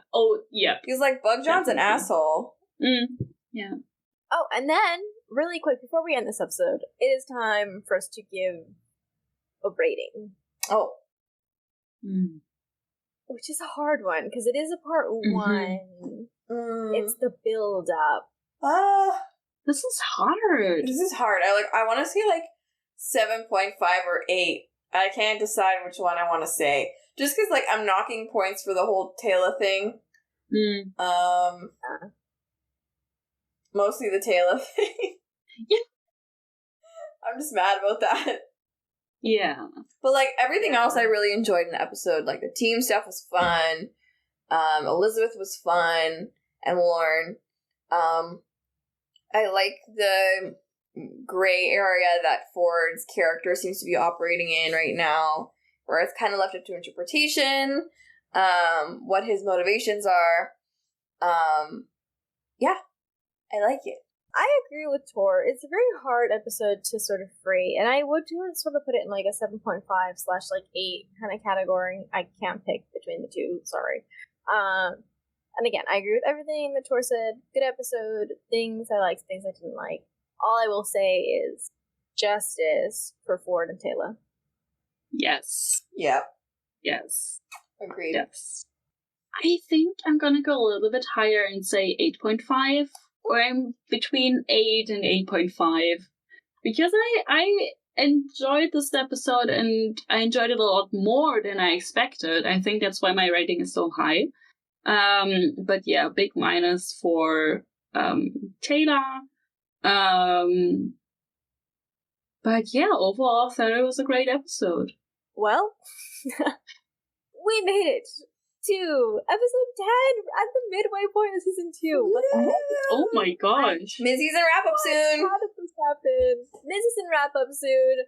First up, we gotta do the hype, and then it'll be the mid-season wrap up, and we might have fun before we get back into the season. Be sure to check out all of our socials linked down below in the description box, all of our like Jumping Puddles stuff, and then also all of our private stuff so you can see what we are up to and what fandom we are currently in, because it kind of switches a lot. Even though we are Stargate Atlantis fans first, like humans second, but we jump around. And so make sure to check all of that out. Thanks for hanging out with us today. Bye. Bye. Bye. All right, you clowns, listen up. I don't often get a chance to say this, so savor it. Good work, boys and girls. Let's go home.